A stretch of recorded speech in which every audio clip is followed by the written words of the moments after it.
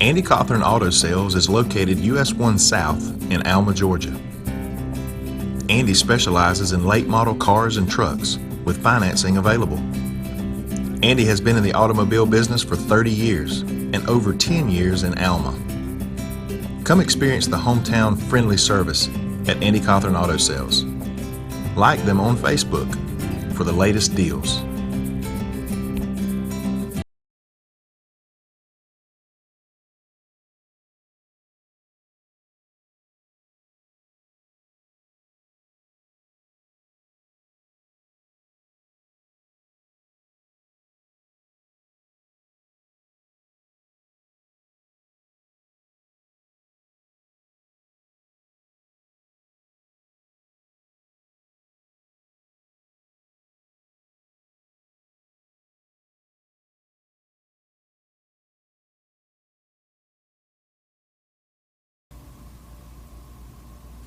Good afternoon, Raider Nation. I want to welcome you to the second edition of the 2018 Red Raider Coaches Show.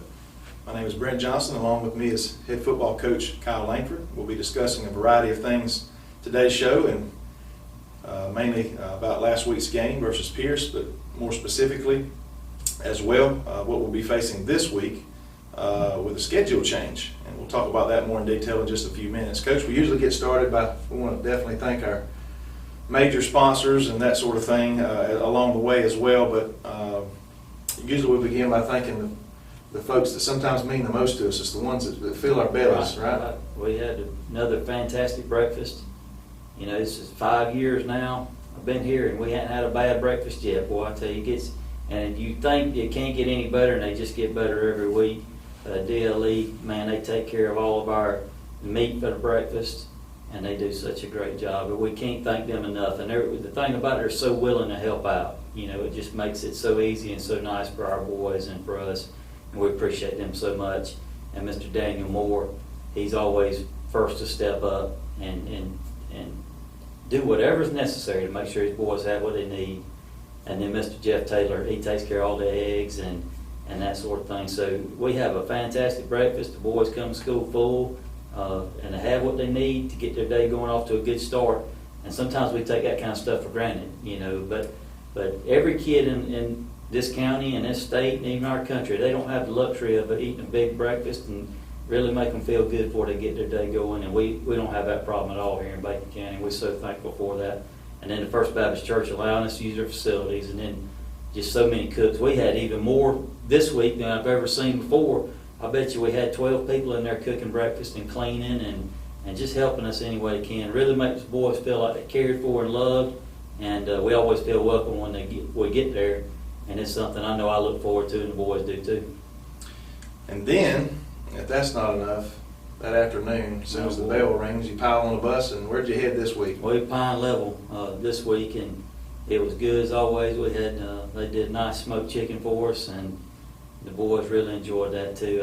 And I tell you what, I know we had 70 people out there eating, but I think they had enough food for 270. It was just, you wouldn't believe the amount of food, and it was good as always. And our boys were very respectful, and I thought they were very well behaved, just like always. And it's a good feeling that you know you got people that care for you and want you to do good and want you to have everything you need. And like I said before, so many times these churches are just stacked up, you know, begging, what can we do to help? When can we feed them? And that's never been an issue here in Bacon County. We're just so thankful for that. Well, Coach, we knew going into last week we were facing a different Pierce County team than we faced the year prior, from when Coach Strickland arrived and implemented his system of doing things. It was a kind of a shock to, I think, the Pierce County culture as well, as a whole. But it looks like he's, you know, especially, you know, after we saw saw them physically and you know, the game and he's got that program, you know, going in a pretty good direction. What did you see coming into that game, you know, during the game and then following the game that you can talk about here for us? What was so noticeable from the even pregame was the size differential, and I thought they put a lot of kids on that field that really looked good and really looked like big time players. We knew going in they had two, Division I offensive linemen, and they verified that to me that they are every bit of that, and both of them were just fantastic. 77, I think it was 74, 64, but both of those guys are really, really good. And they kind of overshadowed maybe the other linemen, but I'm telling you, those other linemen are good in their own right, and they're plenty big too. But I thought their offensive line was fantastic. I thought they had just enough skilled guys, and I thought quarterback really managed the game well. But more so than that, I thought defensively, I thought their linebackers were a lot more physically imposing in person. We knew they were physical, we knew they got after it on film, but just to see them in person, all those guys were big guys, put together well, and they ran good. So they were just everything we thought they would be, and we knew coming into the season we were going to open it with two good teams, and not just two good teams in this area or in South Georgia. We're talking about two of the really, I think, better teams in the state of Georgia. And really, if you want to take it a step further, probably irregardless of classification, those are two very good teams, two very elite teams, and they have been for quite a while. Yeah. So we knew what we were getting into. When you look at our schedule, you sit there and you go, well, we got 7 teams that made the playoffs last year returning on the schedule. So we knew the schedule's tough. But, for us, I think that's just the hand we're dealt, and we'll have to get better from this point forward. But I told our guys this after the game Friday night, we've been through the fire. I don't know of anybody in the state really, especially in AA, that's played 2 harder games to start their season, because those are, it's certainly, both atmospheres are playoff-like atmospheres against 2 excellent teams, 2 well-coached teams. But one thing I can say this, and I think it's important to note, I thought both teams last week and this week with Pierce played with a whole lot of class. There was no talking, and that has evolved over the last, I'd say, 5 years with us and Pierce in the rivalry and in the games. There's really not any talking. There's not guys talking back and forth. There's not cheap shots. It's just really 2 teams getting after it the best they can. And everybody was fine and dandy last year. We got the best of them. Well, this year they got the best of us, and they were just a better team, a better coach team. And I thought they really played hard. But not taking anything away from our kids, I thought we played hard too. If you go back to the critical part in the game where it's 14-0 and we're sitting there inside their 20 with a chance to maybe make it 14-7 or 14-3, and we didn't capitalize there, that's when the momentum really kind of shifted. We had them backed up to the 4-yard line on defense with a chance to knock them down 3rd and 16, I think it was, 17. And we blew it. We had a busted call. Had a guy line up wrong on a defensive call we made.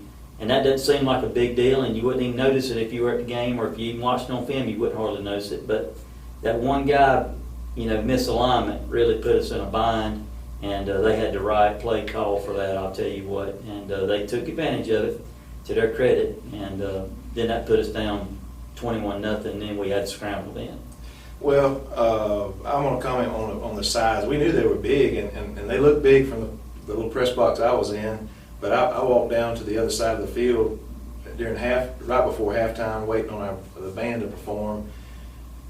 And man, them guys they were really big. This is the best looking, and it may turn out to be one of the best Pierce County teams they've ever had. When it's all said and done, because we know they went to the 2nd round last year, and they struggled earlier in the year, but they're hitting on almost all cylinders now at this time of the year. But to go back to what you were saying there, at worst, Coach, we were looking at 14-0 at halftime. Right. And because our boys played so hard and so tough, we took the opening kickoff and we had to punt to them. I think they scored in two plays, maybe 3 plays. 2. And right then we're thinking, oh my goodness, here we go. But then, although we wasn't able to get anything going on offense, our defense bowed its back and stayed still. They didn't score again until the 2nd quarter. We're thinking, man, this is right there, and you described the situation. And all it takes is one small mistake that you wouldn't know otherwise, and you bringing it up. Up to that point, it's a real exciting game. And having known that we hadn't done anything on offense yet, I kept thinking, well, we're still giving ourselves a chance to make a play. We haven't yet. there's some things I think we still could do. But to be perfectly honest with you, with the inability to run the football, that's going to put you in a bind, because we're not designed or built to throw it 50 times a game. I mean, certainly if you have to, you have to, but that's not really the formula that we want to follow. And that sort of came back to bite us. We were negative 26 yards rushing, and I don't care where you live or what you do, that's not good enough. And it's something we'll have to address, and we have started to address and work on a few new things, and we got to get better at that. If you can't run the football and stay ahead of the chains, you're in trouble. I thought early on the first series, we got down positive with two first positive plays to start the game, ended up with a 3rd and 3, and then we had a busted protection, and that led to a punt. So, I thought the game started out about like I figured it would, and we were in good shape. But when you're playing a good team like that, you got to make plays. Make plays. And we just didn't do it. That's right. And we've talked about even in some of the scrimmage games, we just couldn't catch a break on certain things, and then that's part of the game. To keep it like that, and then they tack on the additional 7 points before half with the punt return, which again the punter almost made just a terrific play over there with a tackle, and then you got to give credit to the young man for the effort that he had. He kept his knee off the ground and was able to scamper in. But we had designed on that one right before the half. The call was to kick it out of bounds and not allow a return at all, and we didn't get that communicated to the kicker. So, that's an error on my part. But, we knew the right thing to do. We just didn't communicate it to him properly to get it done. But, we certainly didn't want to give him a chance to make a return right there. And I thought the punt team had been pretty good all night. We certainly had enough practice at it. Yes. But I thought it looked pretty good. But just that one little mistake, really. Because even if it's 21-0, you still say, okay, well, we still make it run at this thing. And when it got 28-0, that was sort of sobering to realize we're in a bad hole and we ain't done anything on offense. Yeah. And that was a little concerning. But to the boys' credit, we regrouped and mentally and came back and played second half hard as we could. Had a couple, turnovers on the kickoff turn that are very concerning. Yeah. I haven't seen a fumble on a kickoff turn hardly in 23 years, and we've had several this first month, and that's a concerning issue that we've got to take care of. All right. Well, enough about Pierce. You also mentioned, you said something a while ago that is, I think anybody with any type of high school football knowledge knows that I'd venture to agree that maybe the two toughest opponents anybody has faced at any classification over these first 2 weeks of the year, grand total, when you talk about Fitzgerald and Pierce County. But like you told your boys, we're tested, we're tried, true. Now we're facing a team this week. Feel like we probably can match up with a little bit better, top to bottom. I'm assuming we're in a sort of we had a schedule change. We were supposed to travel to Berrien this week, but because of some construction issues, they thought they would be done with their stadium. And it's a new stadium or renovation? Well, they're not the old one down. So okay, it's a new stadium built on the old location. Okay, and wasn't quite to get ready for us quick enough, so we're able to reschedule or schedule it here as a home game, which I think comes at a good time for us. And I'll let Coach elaborate on that a little bit more. But what can we expect? This second-year head coach? First-year head coach at Berrien.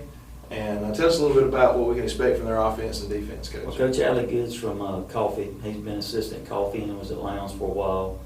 And I think he lives in Berrien, and that's what attracted him back there. But they're a straight-up wing T team. Be a lot of the fullbacks, the main guy in the deal. And I'm telling you what, this is a mouthful to say, but he's the most gifted running back that we have faced yet. I was really impressed with him. He has just elite speed, and he you can't say this because this is almost blasphemy this day and time. He looks like maybe a smaller version of Dexter Carter, that kind of player. He is really something now, and I think he rushed for around 200 yards against Atco. So he's a big time player, a real good quarterback. And I think they're a good team. I thought were good 2 years ago, and I thought they were good last year. Yeah. So they've got really good players. And they've been a playoff team the last 2 years over there in that very tough region. So, that, we certainly got our hands full, I'll put it to you like that. They have also an outside linebacker, receiver, wing, who has drawn a lot of Division I interest. And he's a junior and 6'4", looks to be 230. And so he's a prototype. And that's what they always say. Here's what I've always heard. In D1 guys, when you show up to watch pregame, you know who it is. So you'll know who he is when you see him. But the thing is, they've got several guys that I think their defensive line is super athletic, and they're good size, big boys, and I think they're really athletic. And as far as the defense goes, I think they set the table for everybody else. While the secondary is good and linebackers good, I think that defensive line really sets it for them. They'll be based out of a 3-4, so it'll look similar to what Pierce did. Similar. They don't blitz quite as much, and they play more coverage behind it. But I think they're really good. And offensive line's physical, but just straight up wing T team. So everybody can probably imagine what that's going to look like. They'll run it, 9 times for every one pass. Well, let's looking at our defense against an offense. You look at the past 2 scores of the opening 2 games, and if you just look at it on paper, you're thinking, holy smokes, our defense and our offense is really struggling. It's about 100-7, somewhere in that ballpark. Yeah, but if you were at the game and you paid attention, 75, maybe 85% of the defensive plays we made were pretty good, and our kids are very active and get after it. We're not athletically gifted in certain places I think we've been in the past, so we have to keep everything in front of us. But I feel confident in our defense playing the rest of our games out, because they've improved both games. I don't doubt they'll get a little bit better this week as well. I guess what I want to kind of focus on is offensively. We've got to score points to win a game, whether it's 3 points or 7 points or whatever.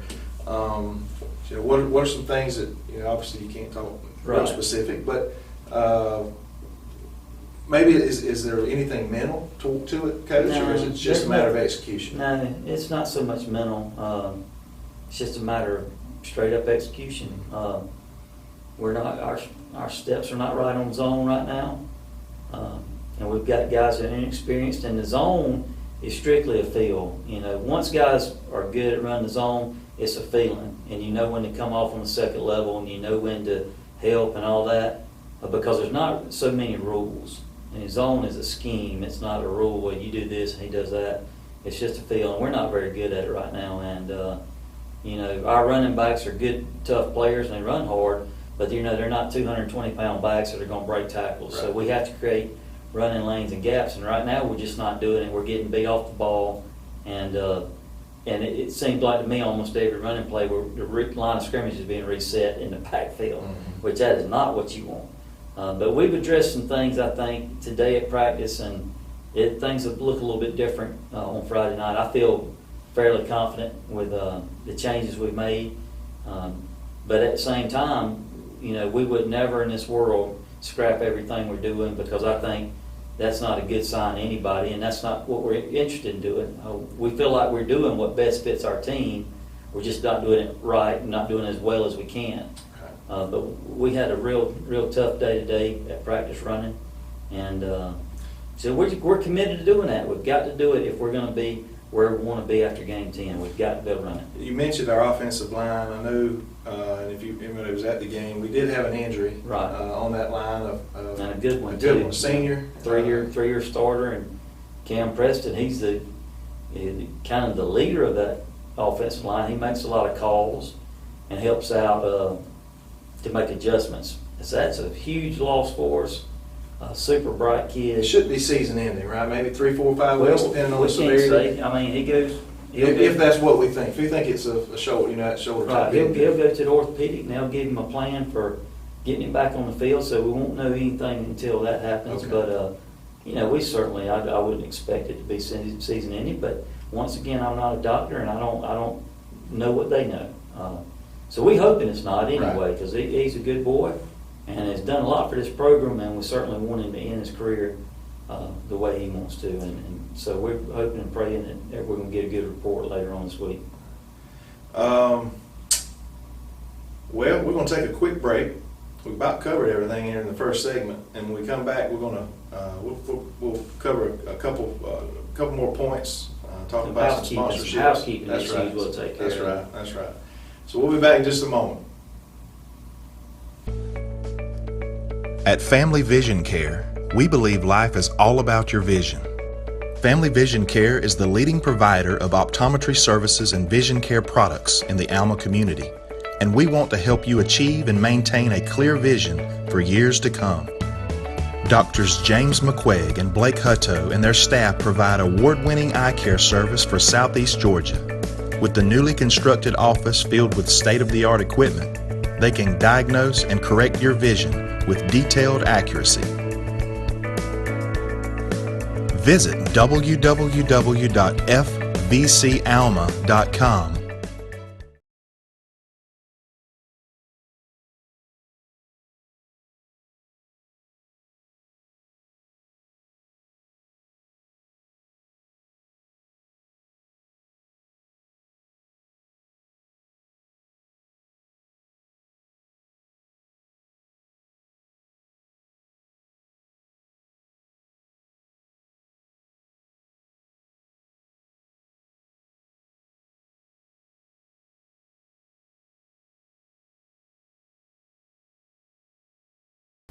Welcome back to the second edition of the Red Raider Coaches Show. My name is Brent Johnson, along with head football coach Kyle Langford. First segment, we spent some time talking about Pierce County and then what we were facing this week as a home game. I want to reiterate that. We are playing at home this Friday night versus Berrien County.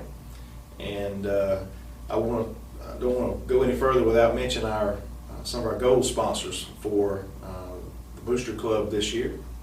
And that's Jay's IGA, that's Burt CPAs, Access ATC, Clean Air and Electric, Macon County Hospital System, Lassiter Tractor, and Bennett & Johnson Insurance Agency. Again, I want to thank those guys for being a part of what we're trying to do. Well, you're talking about a good group, man. There ain't no duds in that group. That's a strong group, and you think about it, it's been a strong group really for a long time. I mean, these are people that's been committed not just for the last year, last 5 years. This group's been committed for a long time to the young people of Bacon County, and you don't never take nobody like that for granted because they mean so much to us and they're so important to this whole school and this community. But we appreciate them so much, and Burt CPA for the second year in a row field sponsor for us, and that's always important, and we're certainly proud to put their name on our field and for them to kind of be the standard bearer for what Bacon County football is all about. Yeah. Well, Coach, let's talk a little bit about middle school football. And we got a JV game coming up this week for the first time, but last week middle school had a pretty good victory, didn't they? It was a very impressive victory last Wednesday against Jeff Davis. I think it was a scrimmage game. But they put up a lot of points and really played hard. I was impressed with the way they played. I was impressed with the way they were coached. I think Coach Owens and his staff does a fantastic job. And we knew they had a lot of guys coming back from last year's team. Last year had a good team. But I tell you what, this team here really looks good, and I'm just so proud of them and so excited. And the way them jokers work, they come out there and they bust it in that 105-degree heat every afternoon and give it all they got.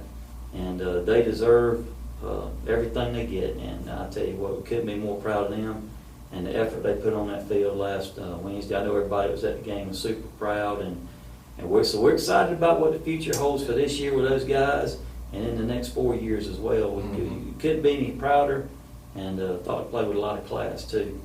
Well, that's we talk about that every week. A group of young men you're coaching at the varsity level. And that's ultimately what we're trying to do, is raise young men, not only in the classroom, but even on the field, so it translates out into our community and to other communities, wherever they decide. Well, I've been around enough to know football's not any fun when you don't put out individuals on the field that have class and represent you well. What fun would it be if you guys embarrassed you every time they stepped on the football field by their actions and the way they act and talk and do? And so that's one thing we're really blessed with in this community. I know since I've been here, these boys really uphold everything that we believe is positive. They play with a lot of class and a lot of effort. And that's what we expect. And we tell them, when you put that helmet on, it's got that BC on the side. That's what we expect out of you. And anything less than that is just not acceptable. You know, there is a standard that we have here. Middle school will travel this Wednesday, over to Long County. That'd be a good test for them. That's conference opener. Conference season. The conference, if you notice, Long is are they still 3A or are they? 3A. 3A. Much bigger school, but in that middle school conference, we play at a lot of different schools in the surrounding area, middle schools from Jessup and obviously Louisville and some other places. And then all but the Ware schools. I Yeah. mean, it's an awesome league, and I know people say, Lord help, we play in these schools, it's got 2,000 kids and all that. Man, I tell you what, it's a good league, it's a fair league, but boy, you got to strap it up to every time you take the field, because every team's good in this league. Every team is good, and we're proud to be in that league, and our guys have always represented us well, and it means something. I mean, you could go out and play. I've seen these other little leagues where you play teams that barely scrap enough players together. When you win a game in this league, you've really done something, and you've got something special on your hands. And we also, don't forget, we got a big JV game on Thursday. JV team will be heading back over to Blackshear Thursday at 5 o'clock. And so we're excited to get those guys on the field, those young guys that'll be their first time out in an official capacity. And so they're ready to go. We had a good workout with them this morning as well. So just try to make them feel comfortable and confident about where they're going to be. What's hard for people to understand is a lot of times they spend a good bit of their practice time servicing the varsity guys. So they try to give us a look on the scout team. And that's just kind of the way it is when you've got, 50 plus kids. Those JV guys end up doing a lot of the dirty work. This is their reward. Right. And some of their days they get their brains kicked in, and it ain't a lot of fun. And that's just the way it is. I guess that's the way it'll be for here to eternity. But Thursday will be their chance, and I know they want to get out there and show their parents and show their family and friends, and they want to show me what they can do. And starting Thursday, they'll get a real shot at doing that. And we certainly, it's these guys' chance to kind of open up some eyes and say, hey, maybe I ought to be playing on Friday a little more. And so we always are mindful of that. And like I tell them every day, we evaluate talent every day. We don't have there's not a lineup posted anywhere in our locker room that says these guys are starting there. It's an open competition every day, and we're going to put the best 11 on the field, both sides of the ball, every Friday night. And then there is no question that's the way we have to do it, and that's the way we're going to do it. Well, Coach, I appreciate you being here this afternoon again with us. Again, I want to thank all our sponsors for not only this coach's show, but for the football season as well. I want to encourage you to come out if you can make it. Over to Little Wissy there to Long County and support that middle school team, or make that short drive back over to Pierce County High School on Thursday afternoon at 5.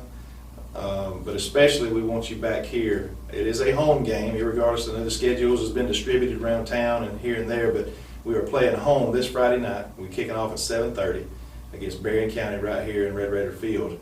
And we encourage you to come out and support these Red Raiders. It's a long season. We got 8 more games, and a couple more before we hit our stride in our region schedule, and those are the ones that really count. 3 and we in, 3 you get in, 3 wins in region play, and you get into playoffs, and ultimately that's our goal. We want more than 3 wins, but 3 will get you in. So again, encourage you to come out and support our Red Raiders. I want to thank and you think about this, these boys work incredibly hard. I know things hadn't gone our way these first 2 weeks, but that don't mean our boys don't work hard, and that don't mean that they don't deserve our admiration and our support. And it means so much. You can't imagine what it means when you come out and those stands are full and people are going nuts, and it gives you a little surge of energy, and it lets you know, hey, what I'm doing is worthwhile and it's important to this community, and I know it is. So we're gonna need you to come out Friday night and have a good turnout. It's super important to us, and we're going to play our tail off, play hard as we can for 4 quarters. Again, thank you for joining us, and we'll see you next week on the Red Raider Coaches Show.